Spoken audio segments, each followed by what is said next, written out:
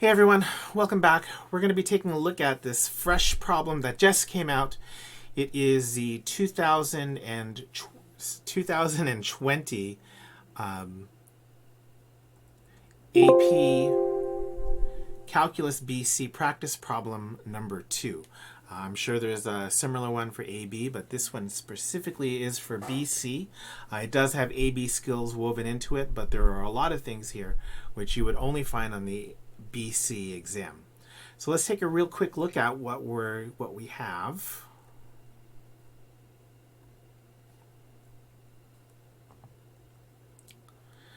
So we have 15 minutes to complete this problem and 5 minutes to upload. So you better have your upload speeds pretty decent. Number 2. I suppose there's a problem 1 out there somewhere. We'll find out eventually. So number 2 says, let's f be the twice-differentiable function with selected values given in the table above. Part A. Let g be x squared over f of x. Find the value of g prime of 3. Okay. Number B. Let use a left Riemann sum with 3 subintervals indicated in the table to approximate the average value of f of x over the interval 1 through 9. So you might want to think about what are those 3 subintervals that are indicated in the table. Part C. Evaluate from 3 to 8 of x f double prime dx.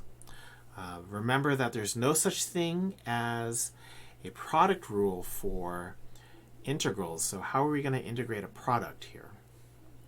D. Let h be this integral from 1 to x squared. Let's find h prime and h double prime and use those equations to explain why we can't have a relative extremum or a point of inflection at x equals 3.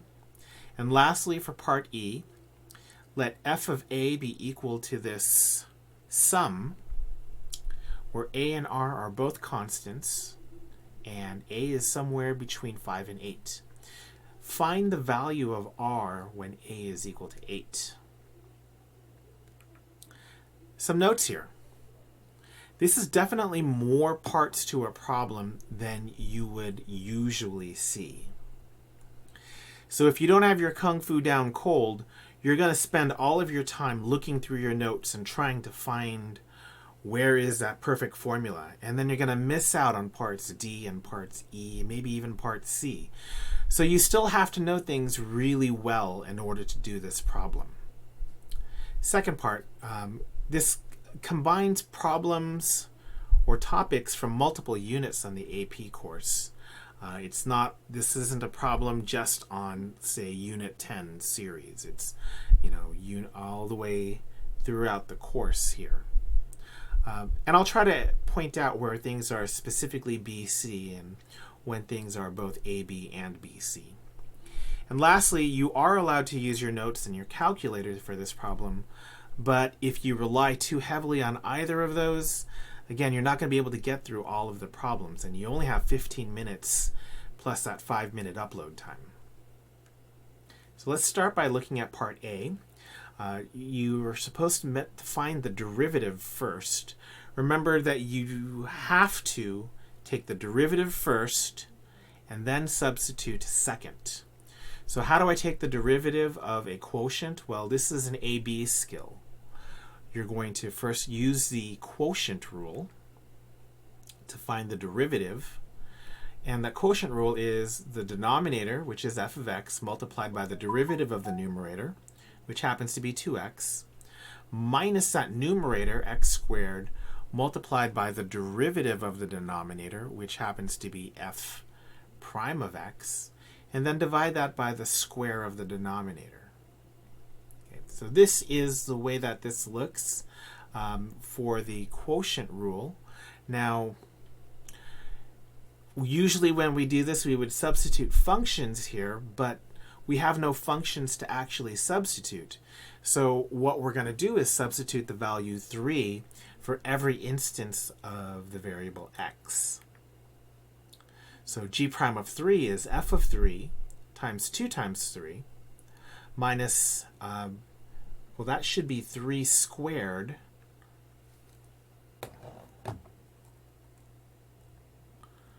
So we got 3 squared times f prime of 3 over f of 3 squared. Now that we have all of that done, we're going to go ahead and take a look back at our table, because that's where we're going to get values of f of 3 and f prime of 3. Everything else is just a number.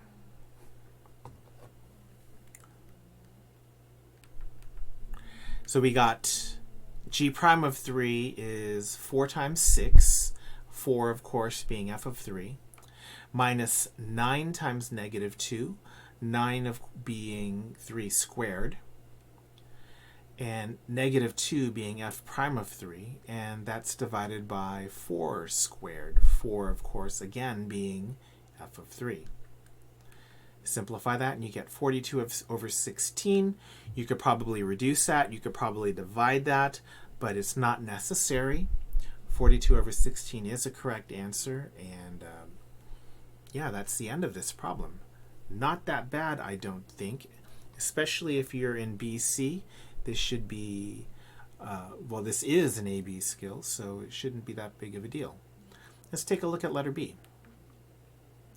Now we're going to use a left Riemann sum with 3 subintervals indicated in the table to approximate the average value of f of x over the interval from 1 to 9. Well, okay. Average value. What is the average value? So this is again an AB skill. We're finding an average value, and an average value is nothing more, in calculus anyways, the average value is always going to be 1 over b minus a multiplied by the integral from a to b. So we're going to find the Riemann sum, which is from the text of the problem, and you need to know that the Riemann sum is just a rectangular sum, rectangular approximation method. That's anytime you see the word Riemann sum in your brain, you should be thinking rectangular sum, rectangular approximation method. Okay, so in class we always make these charts. Our first line is going to be the intervals that we're going to use for x. So the first interval as suggested by the chart would be from 1 to 3. The second interval on the chart would be from 3 to 8. Notice that the 3 appears twice. The last interval is going to be from 8 to 9. Second line of the chart is always going to be what is delta x. So delta x from 1 to 3, delta x is 2. From 3 to 8, delta x is 8 minus 3, or 5. And then from 8 to 9, delta x is 9 minus 8, or just 1. And lastly, for this chart, we're supposed to evaluate f of x on the left side of the interval, because it says a left Riemann sum. So I've highlighted all the numbers that are on the left side of each interval. So for this first interval, we want to find f of 1. F of 1 from the table is 6. For the second rectangle, we want to find f of 3. F of 3 in the chart was 4. And lastly, f of 8 is 5. Well, now that we have all the data together, when we approximate the integral, we're just going to multiply. So the first thing is 2 times 6. The second part of the sum, the second addend, is 5 times 4. And then the third addend is just 1 times 5. Put that all together in your calculator and you get 37. Okay, normally I would say just leave it like that, but we're using that number 37 to continue the problem, because the problem is not just to approximate the integral, the problem is to find the average. So we're going to bring back that average formula, and we're going to get that the average is equal to 1/8 times 37. You could probably leave 1/8 times 37 as the answer, or you can grab your calculator and just put in 4 and get 4.625. So that's our average value of f. If we did it correctly, 4.625 should be a number that we wouldn't be surprised to see for f of x in the chart. And yeah, 4.625 definitely fits with the data in the chart. So it would make sense that that is an average value. Letter C. This one might be the most difficult one for a lot of people to get their heads around. This is a BC strand. I think it's a BC strand. We're going to be using... no, this is an AB strand, isn't it? We're going to be using... well, we have to figure out a way to integrate this, find the antiderivative here. And it's not really a trick, but you're going to have to figure out that in order to take the antiderivative here, you're going to have to use integral by parts. There is no product rule for the integral. So that if you see a product, that really leaves you with only two options, either a substitution method or an integral by parts method. And I've already said integral by parts a couple times. So integral by parts, for this one, since we're letting u be equal to x, and we're going to do that because we are able to integrate f double prime dx. So the fact that we're using a polynomial function for u means we have the opportunity to use the tabular method of integral by parts. So we're just going to go down the line. The derivative of u is 1, and the antiderivative of f double prime is f prime. And then the derivative of 1 is 0, and the antiderivative of f prime is f of x. To assemble this, we're going to look diagonally. So we get x times f prime, following that black arrow. And the red arrow is meant to indicate that we're going to subtract 1 times f of x, or just f of x. This is just an antiderivative right now, so we have to put a plus c here if we want this to be correct. So here's our antiderivative. The antiderivative of x f double prime is x f prime minus f of x plus c. Now that we have our antiderivative, we can just evaluate our antiderivative from 3 to 8, and that will give us the value of the definite integral. So what happens when you substitute 8 and 3? Well, you get 8 f prime of 8 minus f of 8 minus a quantity of 3 f prime of 3 minus f of 3. Again, look in the table. Anytime you see f evaluated somewhere, you want to look in the table. So we get 8 times 3 minus 5 minus a quantity of 3 times negative 2 minus 4. And then, of course, you can simplify that in your calculator real quick. That's 21. So the integral from 3 to 8 of x f double prime is equal to 21. Part D. This is an AB strand again. We want to find f prime of h and h double prime. And we want to look at that to discover whether or not we get relative extremum or points of inflection. Well, it says that we can't have a relative extrema, so that's going to help us out a little bit as well. So the first thing is to figure out, how do I take the derivative of an integral? And this is that other part of the fundamental theorem of calculus. If you take the derivative of an integral, you get the function itself. But since we have our upper limit is x squared, we're going to have to multiply by the derivative of x squared. So substitute x squared and then multiply by the derivative of x squared. My students are often asking me, well, what if the upper limit and the lower limit happen to be functions?